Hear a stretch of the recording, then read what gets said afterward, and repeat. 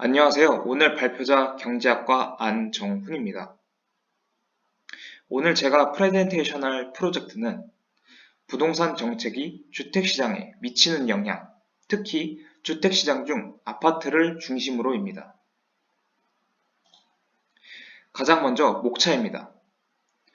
서론, 사전 배경, 연구 모델과 가설, 분석 실행과 결과, 결론 총 5개의 파트로 이루어져 있습니다. 다음으로는 서론입니다. 본 프로젝트를 진행하게 된 이유는 최근 들어서 가계신용 대출 규제, 분양가 상한제로 인한 신규 아파트 청약 경쟁률의 폭등, 전세 대란, 전세의 월세화 등 부동산과 관련된 내용이 신문을 뒤덮고 있기 때문입니다. 실제 국내 가계의 최근 5년 자산 비중을 보게 되면, 즉 대부분 부동산으로 이루어진 비금융자산이 약 63%가량을 상회하는 모습을 볼 수 있으며, 이러한 비중으로 인해 시장은 부동산 정책에 대해 민감하게 반응할 수밖에 없다고 생각했습니다. 또한 부동산의 경우 주거 서비스를 제공하는 필수 소비재인과 동시에 자본 이득을 창출할 수 있는 투자재라는 특성도 존재합니다. 그렇기 때문에 정책의 의도나 방향에 따라 주택 가격이 크게 영향받을 수밖에 없다고 생각했습니다. 그 다음으로 종합주택 매매가격지수를 확인해보면 20년도를 기점으로 매매가격지수가 가파르게 상승하는 모습을 볼 수가 있습니다. 추가적으로 설명드리자면 현 정부에서는 부동산 가격 안정화를 위해 총 26번의 부동산 정책을 실시했으며, 26번의 부동산 정책을 실시한 이유는 앞서 이야기했듯 국내 가계 자산 비중이 부동산에 편중되어 있어 실시하는 부동산 정책이 시장에 미치는 파급력이 크기 때문에 부동산 가격 안정화에 큰 기여를 할 수 있다고 생각한 것 같습니다. 제 프로젝트의 키워드는 총 3가지로 부동산 정책, 주택 가격 중 아파트, 회귀 분석 3가지입니다. 다음으로는 사전 배경입니다.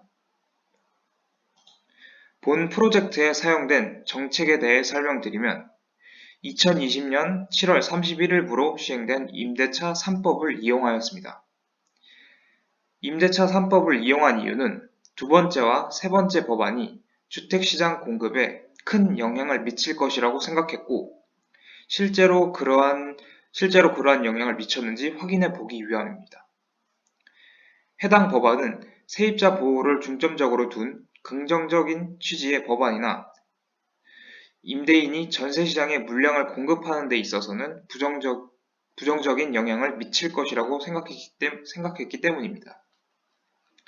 실제로 앞서 본 종합주택 매매가격지수에서도 20년도 7월을 기점으로 매매지수가 급격하게 상승했던 것을 볼 수 있었습니다.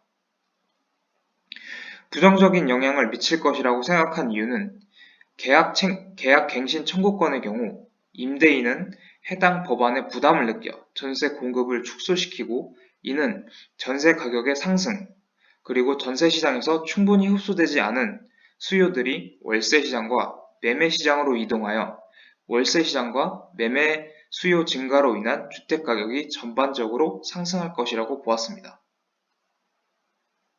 또한 전월세 상한제의 경우 재계약 시 임대료를 5% 상한을 제한으로 둔 것 역시 임대인들이 법안 자체에 부담을 느껴 특히 기존 전세 세입자들에게 지속적인 계약 연장을 통한 안정적인 주거를 제공하기보다는 재계약을 회피하는 모습을 보여 이 또한 주택시장에 큰 영향을 미칠 것이라고 생각했습니다. 다음으로 본 프로젝트의 회귀 분석을 위해 이용한 데이터의 경우 국토교통부 실거래가 공개 시스템을 이용하였고, 기간은 법안 시행 전후로 각각 1년씩, 지역은 세종시와 송파구, 데이터의 양은 세종시 약 16,000건, 송파구는 약 9,400건을 이용하였습니다. 다음으로 연구 모델과 가설에 대해 설명드리겠습니다. 저는 부동산 규제 정책이 실시되면 주택 매매 가격은 안정화가 될 것이다라고 귀무가설을 세웠으며 모델의 경우 헤도닉 프라이스 모델을 이용하여 주택 가격을 종속 변수로 두고 주택의 기본 특성인 전용 면적, 층, 연식을 설명 변수로 두고 정책을 도미 변수로 두었으며 이는 정책이 실시되었을 때 주택 가격에 어느 정도로 영향력을 미쳤는지 확인하기 위함입니다. 다음으로 분석 실행과 결과 파트입니다. 가장 먼저 세종시, 송파구 두 지역의 통계의 기본인 기술 통계 분석을 실시했습니다. 송파구의 평균 아파트 가격은 세종시의 약 3배였으며 가격 분포의 폭 역시도 세종시의 가격 분포보다 폭이 넓습니다. 또한 전용 면적의 경우 세종시는 평균적으로 10평방미터가 작습니다. 또한 세종시의 경우 국가기관들의 이동과 함께 지어진 신축 아파트들이 많아 평균 연식이 약 8년 정도 낮았습니다. 그 다음으로는 R을 이용해 회귀 분석을 실시하였습니다. 모델이 세 가지인 이유는 더미 변수를 넣기 전 해당 모델이 유효한지 확인하기 위함입니다. 그리고 서울의 경우 세종시와 달리 혹은 통상적인 상식과는 달리 연식이 올라갈수록 가격이 올라가는 상황이 나타나 변수를 하나 더 추가해서 모델을 수정하였습니다. 이러한 현상 역시 부동산 정책에 따른 결과입니다. 그 다음으로는 회귀 분석 결과입니다. 1번, 2번, 3번의 결과는 송파구의 회귀 분석 결과이며 1-1, 2-1의 결과는 세종시의 결과입니다. 5가지 결과 중 3과 2-1이 궁극적으로 찾고자 하는 결과이므로 3과 2-1을 중점적으로 해석해 보겠습니다.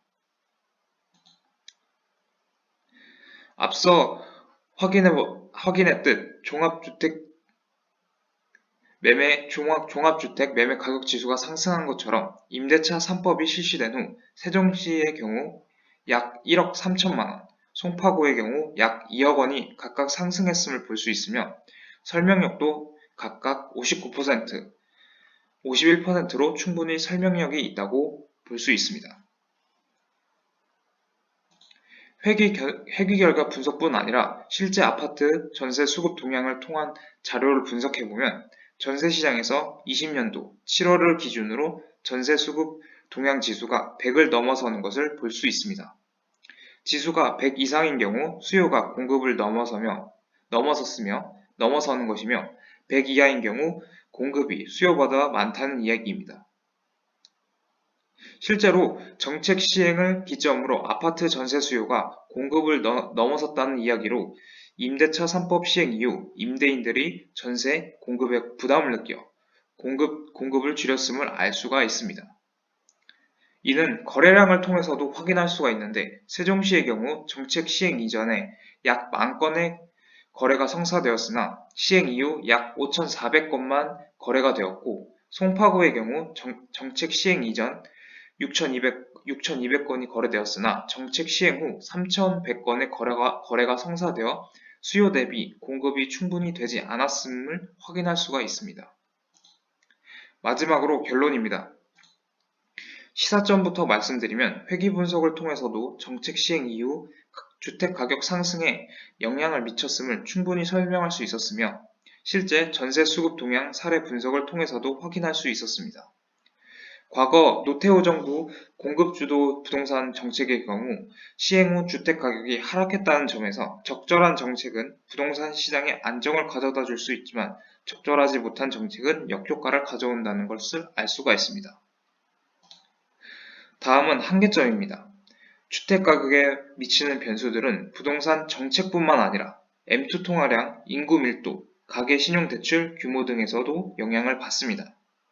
실제 M2 통화량이 1% 상승 시 주택 가격이 0.24% 상승, 가계대출이 1% 증가 시 주택 가격이 0.45%를 상승한다는 선행 연구 결과에서도 그 내용을 확인할 수가 있습니다. 이상으로 발표를 마치겠습니다. 제 프로젝트 발표를 들어주셔서 감사합니다.